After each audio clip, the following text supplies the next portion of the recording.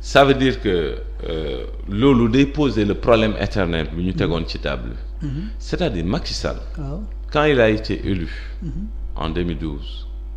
Fondamentalement il a été élu sur la base d'un programme bu ñu basé woon sur des questions de bonne gouvernance mais aujourd'hui concrètement les tendances ne montrent pas des avancées substantielles dans ce domaine-là. Incomprébablement.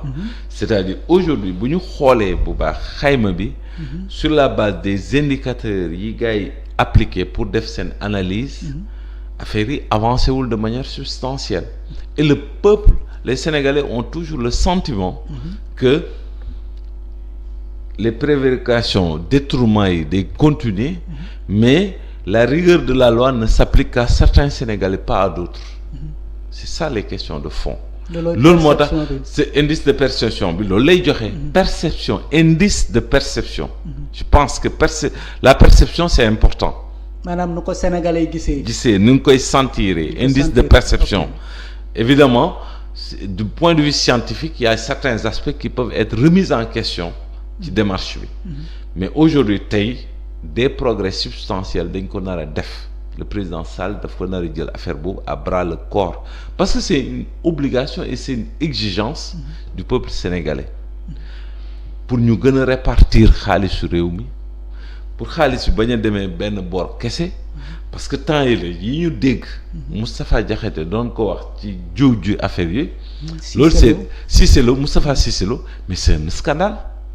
Comment des Sénégalais peuvent entre eux di pàccoo jiw réew mi ñoo xam ne sax des fois duñu béykat ñu bàyyi béykat yi de côté c'est un scandale.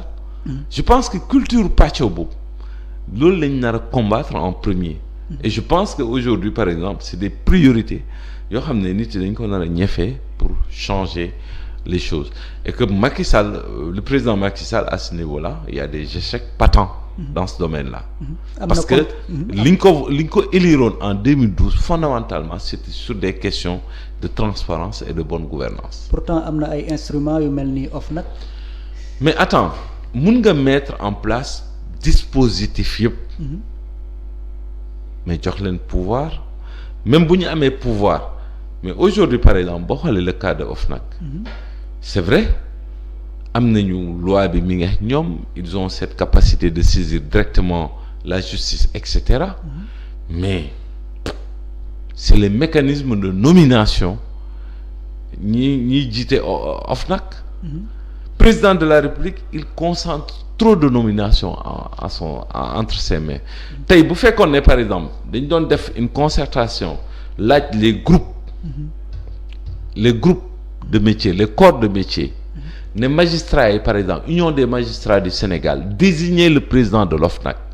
OFNAC dina demee neneen laajte les différents corps de métiers yi composé par exemple le comité directeur ou xawma conseil xawma lan de OFNAC ñooñu joxe seen représentant affaire bi doon na demee neneen et que aussi ça pose aussi l'épineux problème de l'indépendance de la justice. Les réformes en profondeur yi UMS di teg ci table pour qu'il y ait des réformes en profondeur du secteur de la justice pour que justice bi mun a jël boppam en charge pour que le président arrête d'être le président du Haut Conseil de la magistrature yooyu yëpp c'est des réformes en profondeur pour dissocier la justice de l'exécutif et bu boobaa ku jàddu yoon ñu delloo la yoon yooyu mooy les questions de fond des réformes yoo xam ne les gens doivent se battre pour arriver à des changements substantiels dans ce pays-là. Le président il nomme à tous les emplois maa ngi wax léegi tout à l'heure le cas d'Ibrahima conseil économique et social day jël kiyam rek di xaatim di bind même ay Sénat day xaatim rek di bind alors que textes yi même ni ñu ko concevoir woon corps de métier yi comme par exemple les avocats les notaires etc. ñooy proposer ay noms.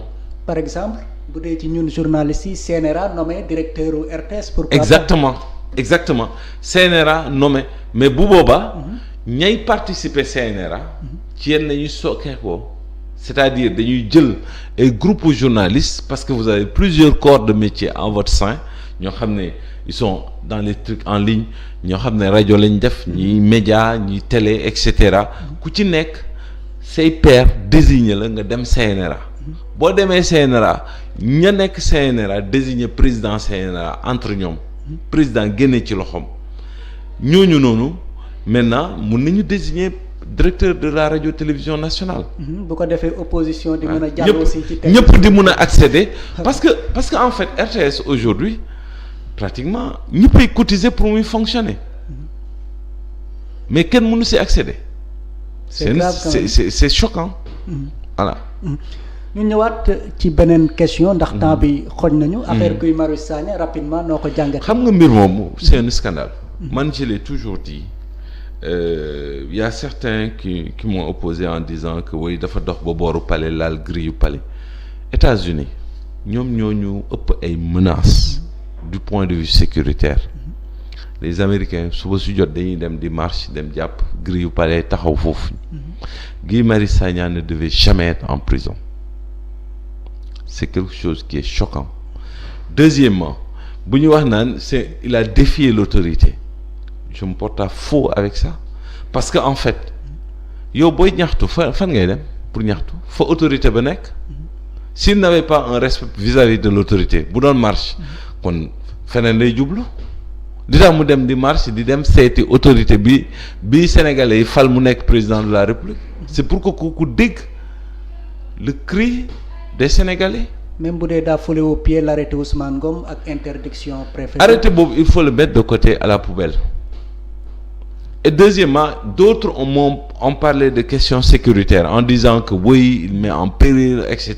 Il y a des questions sécuritaires. Écoutez, Sénégal, on a un dispositif sécuritaire boo xam ne je suis absolument sûr à peu près que Guy Marius Sagna bi mu jëlee début avenue de la République identifié nañ ko ba bu yàgg ba localiser ko. Piège la. On ne sait pas. Il y a de fortes chances.